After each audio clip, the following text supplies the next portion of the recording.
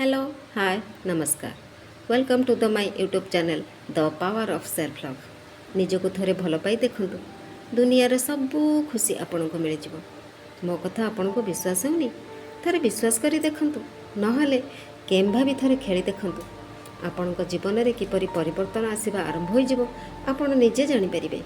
आजिकल प्राय समस्ते law of attraction को निज जीवन रे व्यवहार करुछंती किंतु लॉ ऑफ अट्रैक्शन होची एक प्रकार फीलिंग्स रो खेल एक प्रकार वाइब्रेशन रो खेल।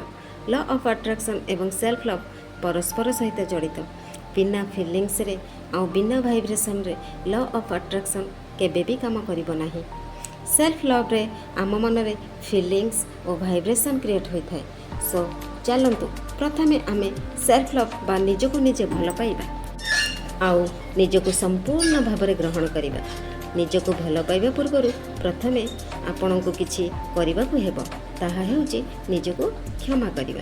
काहेकि ना आज पर्यंत आपण को सोल सहित कनेक्ट होई नाहंती। जेपरि धरा जाऊ कौन से लोक को आपण आज जाए भल पाई पारे नाहंती ताको सब बेले कष्ट देइछंती सब बेले ताको छोट मन करिछंती केबे भी ताको इंपोर्टेंस देइ नांती। हठात ताको जाए आपण कहिबे आई लव यू कि आई लाइक यू से कौन आपण को क्षमा करि परिबो ना से आपण को हठात ग्रहण करि परिबो ना से आपण को भल पाई परिबो। ठीक सही परि आमे जदि हठात निजको आई लव यू कहिबा कि आई लाइक यू कहिबा आम सोल आम सबकॉन्शियस माइंड एहाको सहजरे ग्रहण करि परिबो नाही। तेणु प्रथमे आमे निजको फॉरगिव करिबा। जदि आम उपरे आमर कोनोसी प्रिय लोकटी रागी थाए सेतेबेले आमको किपरि लागे आमे कोन शांति रे रहि पारू ताको आमे जेमिति हेले जेउ भली भाबरे आमे ताको बुझेइ थाउ। ठीक सही भली आमे जहाँ पाई आमे बंचिछु आमर आत्मा बा आमर इनर बीइंग जदि आम उपरे रागी थाए तेबे आमको केउठु शांति मिलिबो केउठारु आमको सैटिस्फिकेशन मिलिबो केमिति आबे स्टेबिलिटी हेइ परिबा ना हेइ परिबा नाही। सेथिपाई आमको प्रथमे निजको एक फॉरगिवनेस लेटर लिखिबाकू पड़िबो जे कोनोसी भाषा रे लिखि परिबे जेपरि डियर निज नाम लिखंतु I am so sorry please forgive me मु तुमको बहुत हैरान करिछि बहुत परेशान करछि तुमको जीवन रे केबे भी इंपोर्टेंस देनी केबे भी तुमर वैल्यू को बुझिनी एमिति अनेक किछि जहाँ आपण निज सहित भूल करिथिबे सबु किछि लेखि क्षमा मागंतु। लेटर टी लेखि सारी पाखरे रखंतु एवं आपण को जेतेबेले भी समय होछि एहाकू काढी पढंतु बारंबार पढंतु फीलिंग्स रो सहित पढंतु एपरी फीलिंग्स रो सहित पढंतु एपरी फीलिंग्स रो सहित भूल मागंतु जेपरी आपण जीवनर सबुठारु स्पेशल पर्सन को क्षमा मागुछंती। एहा करिबा द्वारा सेल्फ लव रे जो रेजिस्टेंस अछि केवल सेल्फ लव नुहे जहाँ भी आपण रिचुअल करूचंती बा जहाँ भी आपण टेक्निक करूचंती सेतिरे फीलिंग्स आसीबा आरंभ होई जिवो। मु कहिछि ना सबु खेल फीलिंग्स रो आपण जो लॉ ऑफ अट्रैक्शन करूचंती ताहा मध्ये एक फीलिंग्स रो खेल। जदि कोनोसी फीलिंग्स नाही तेबे लॉ ऑफ अट्रैक्शन रो कोनोसी भी टेक्निक काम रे लागिबने कोनोसी भी इच्छा मैनिफेस्ट हेबो नाही।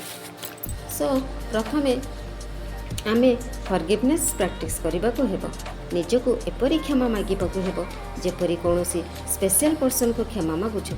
स्पेशल पर्सन कौन आपण तो ए दुनियार सबुठारु स्पेशल पर्सन बस एहा आपण जानि नाहंती आपण दुनियार सबुठारु अप्रिशियस किंतु एहा आपण केबे भी मानि नाहंती आपणक परी लविंग आपणक परी यूनिक ए दुनिया रे सेकेंड के ही भी नाहंती आपण एही प्लानेट रो सिंगल वन पर्सन एहा केते बड़ कथा नुहे कि किंतु आमे कौन करू सब बेले निजको अन्य सहित तुलना करू कहार बॉडी को देखी कहार ब्यूटी को देखी कहार हाइट को देखी कहार धन को देखी तो कहार गाड़ी को देखी मन रे एपरी भावना आसे काश मु तापरी होइथांती कि अरे आपण काहेकि तापरी हेबे आपणक परी ठिके अछि नाही ना तेबे आपण काहेकि तापरी हेबे।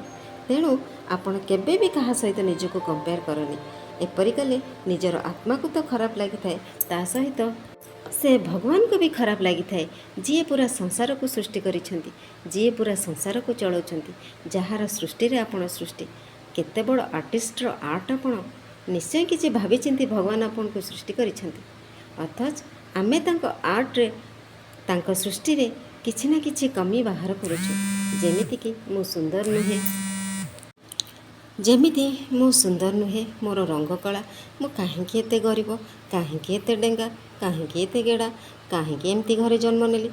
ଅନ୍ୟକୁ ଦେଖି ମନରେ ଭାବନା ଚାଲି ଆସେ, କାଶ ମୁଁ ତାପରି ହୋଇଥାନ୍ତି କି। ଆପଣ କାହା ପରି ହେବା ଦରକାର ନାହିଁ। ଆପଣଙ୍କ ପରି ଏ ଦୁନିଆରେ କେହି ବି ନାହାନ୍ତି। ଆପଣ one and only extra ordinary person. ଆଜିଠାରୁ ଯଦି ଆପଣଙ୍କ ନିଜର ଜୀବନକୁ ପରିବର୍ତ୍ତନ କରି ଆଗକୁ ବଢ଼ିବାର ଅଛି, ନିଜର ସବୁ ଇଚ୍ଛା ସବୁ ସ୍ୱପ୍ନକୁ ପୂରଣ କରିବାର ଅଛି, ଦୁନିଆର ସବୁ ଖୁସି ପାଇବାର ଅଛି, ତେବେ ଆଜିଠାରୁ ଲ ଅଫ୍ ଆଟ୍ରାକ୍ସନକୁ ଆପଣାନ୍ତୁ, ତା'ର ସବୁ ଟେକ୍ନିକକୁ ଆପଣାନ୍ତୁ। ପ୍ରଥମେ ସେଲ୍ଫ ଲଭ୍ ସହିତ ଯୋଡ଼ି ହୁଅନ୍ତୁ। ଆଜିଠାରୁ ଫରଗିଭନେସ୍ ଲେଟର୍ ଲେଖି 4ରୁ 5 ଦିନ ପର୍ଯ୍ୟନ୍ତ ପଢ଼ନ୍ତୁ। ନିଜକୁ ସମ୍ପୂର୍ଣ୍ଣ ଭାବରେ କ୍ଷମା କରନ୍ତୁ।